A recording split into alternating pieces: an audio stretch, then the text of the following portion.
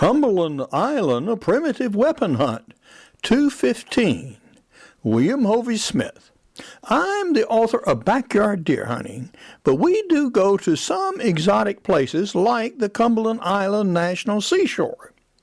Now, this is the seashore headquarters, and here we are actually leaving on one of the Cumberland Queen vessels, and we're going to pass the Kings Bay Naval Station, and here you see a little shot of it. And there are two vessels in port, including the Black Powder and West Wing that we pass every time.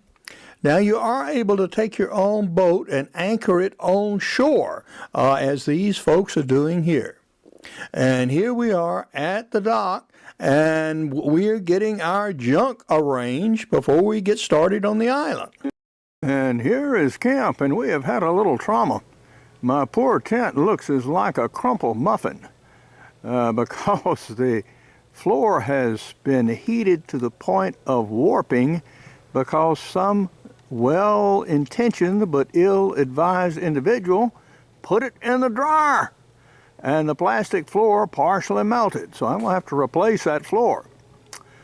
And we're using the Brunswick rifle, as you see, and we also have a new little camp stool in camp, a tripod thing, and that is almost as much trouble as it's worth. It's about as heavy as a conventional camp chair and very awkward to sit in, and the tripods wiggle around like you would not believe. So basically, I don't think it's worth taking out here. Now, my stool that gave years of service, that has been restored. I also now have a larger tarp. In fact, much, much too large. And so I had to replace it with my smaller one. And I'm going to take that one and cut it in about 2 pieces and then use that one. And that's what we'll do for this tent business. But for now, yeah, camp looks pretty good. And we had rain, and it stood very, very well. This is my first setup on Cumberland Island. And this is a primitive weapons hunt. And this morning it rained. Matter of fact, it rained all last night. So we arrived on Sunday, and Sunday at about dark it started raining, and it rained all night.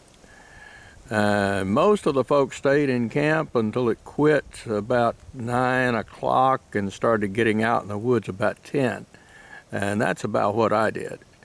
I didn't want to sit out in the dark in the rain.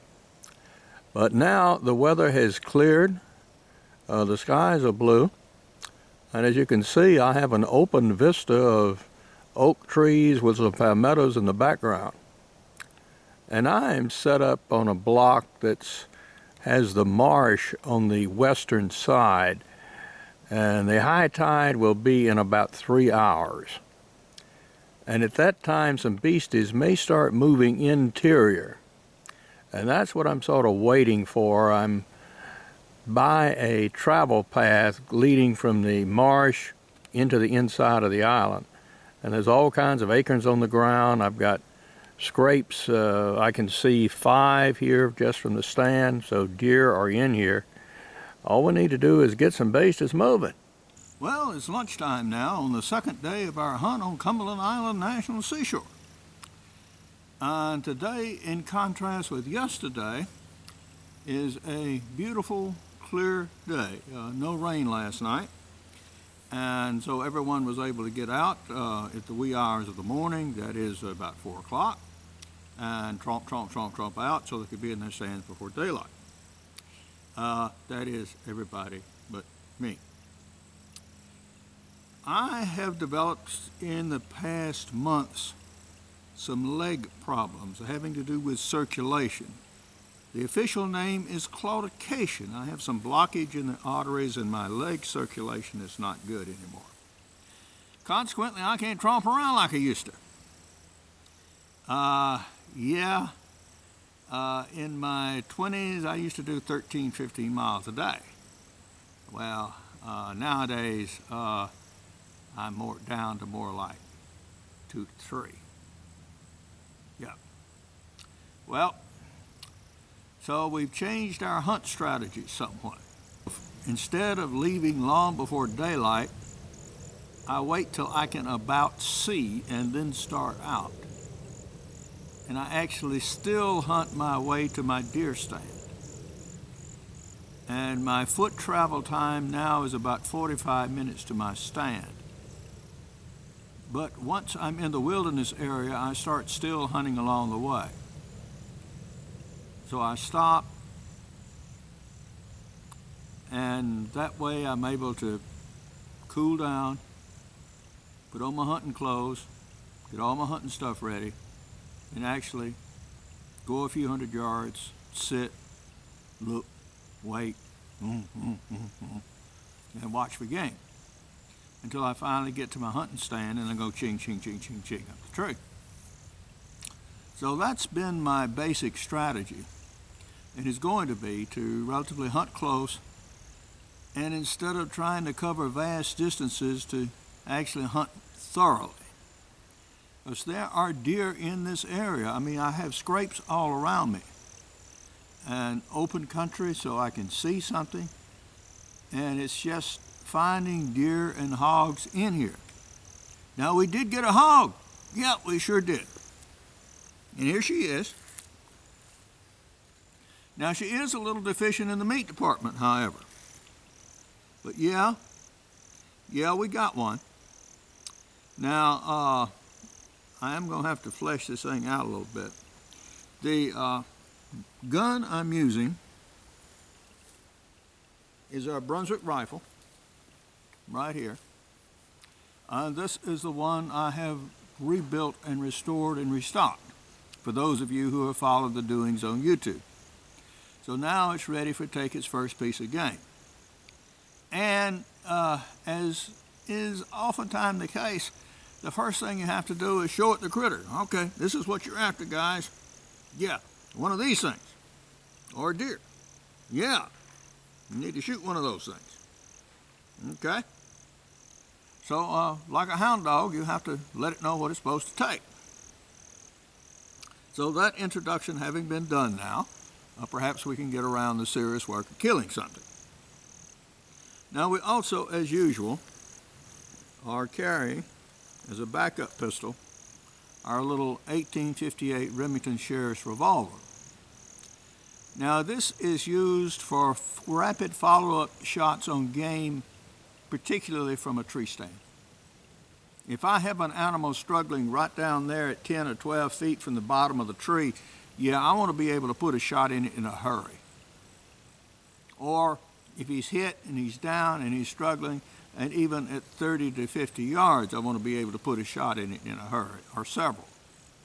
And I have done it with this gun. I have finished off a deer at about 40 yards with this gun. So it is able to do the work. This is not a gun I would shoot an uninjured game animal with, but for finishing shots in point blank range, it's convenient to carry, it's shorter, I can get it up and down the tree okay without anything special, and it gives me rapid follow-up shot capabilities, so that's why I use it. And I load it with round ball and black powder and put in a good hard wad on the front of wax. It's a beeswax mix, so it sets hard, and cap it with number 10 Remington percussion caps in this case. When dry, you can keep this gun loaded for a year. And I proved that recently, and I, matter of fact, shot it after it had been loaded for, well, a little more than 11 months. So, this technique works. So, we're going to have our lunch. Banana sausages, and some fruit, and water, and rest up a little bit. And then during the early part of the afternoon, probably do some scouting on foot. If we find a good place, we'll actually choose our cushion and set up on the ground. And here is a Brunswick rifle being introduced to hogs. Yep. Well, it didn't shoot it, but at least it got to see one. This is a tomcat tree stand attached to a tree. And this is about the largest tree that you can climb with it. And what that white rope is is a rope I use to help pull myself up into the stand. My leg lift ability isn't what it used to be, so that really helps me get in and out safely.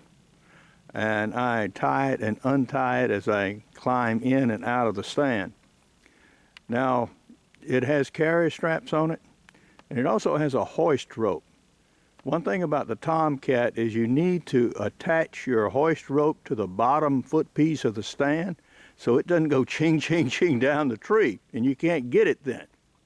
So this enables you not only to drag your rifle or pistol up, but it also secures that bottom end of the stand, so if it gets away from you, yeah, you can get it back and get your feet back in it again. That's sort of vital if you're going to ascend that tree. Guaranteed. Well, it's noon on the last day of the hunt at Cumberland Island. And I am up in my tree stand, and I'm overlooking a good area with oaks and Spanish moss. And I've got some good views out and around the tree. But almost nothing is happening this morning. Just a very few shots in the woods. I've heard 3, and we only have 3 animals in the cooler for the entire hunt. And there are about some 20, 25 odd people involved. And this is a primitive weapons hunt. Of course, that's my tree. And this is the other view. It's a little thicker on this side, but the hogs like to work into this thick cover. And I'm at the intersection of 3 different hunt areas, hoping that movement around in these areas will drive them to me. But thus far, that strategy hadn't worked. Of course, I can't say other people's strategy has worked either, because I say almost nothing is happening. One thing we had on the road, as well as passing directly underneath the deer stand, was a pair of horses. Now, this is a little foal, and what he was eating actually was Spanish moss. They pull this stuff down out of the trees and eat it. They also feed on acorns and little scattered clumps of grass, and commonly also out in the marsh. So they find a variety of things to eat on. But this foal and that mare, and that's actually the mare over there, had been eating there for some time. Now, I passed within almost touching distance of this animal, and Brunswick Rifle wanted it real bad. He said that would be just fine, but no, we didn't shoot it. Well, this is a conclusion of our Cumberland hunt. This has been a primitive weapons hunt. We, of course, have certain primitive weapons out here. And among them, this Brunswick Rifle shoots a 75 caliber round ball, and it's a hog, a dead one, but nothing with fur on it. And we also carried, as you may know, our friendly Remington 5.5-inch revolver as a backup pistol in a hip holster here, and in a shoulder holster, the Super Walker, neither of which saw any game. Precious few animals were taken. Only 5 on the entire hunt for 20 people for 3 days. There has been a diminution of the wild game population here on the island for some reason. And I rather suspect it's poisoning, in the sense that there are toxic in the environment. And I think the animals have been eating contaminated feed, perhaps that people have put out at some of the places where they have private homes as well as tourist accommodations. And this contamination produces toxin, which is killing them. Now, we did bring out some new tools of the hunt, one of which is said chair right here, which is collapsible, foldable, and heavy. And this is about as heavy as a regular chair, and I'm not sure it was worth the bringing of it. It's also somewhat unsure and unsteady to set up. It's okay, but not the best. Now, we did repair our stool that I'm sitting on. Just pulled the legs back out, and it does fine for a camp stool. Now, we had some severe tent trauma. Yeah, we did. Somebody well-intentioned to put my tent in the dryer and melted the floor. Woof. So I'm going to have to go and replace that floor, and right now it looks sort of like a crumpled cupcake. But it sort of worked. So the truck's coming, and we're going to load up and get out of here. This is former golf pro Brent Davis, and he and I did a separate interview. This was his first ever hunting experience out here on Cumberland Island, and so you'll find that interesting as another YouTube. Well, now we're coming back and approaching St. Mary's.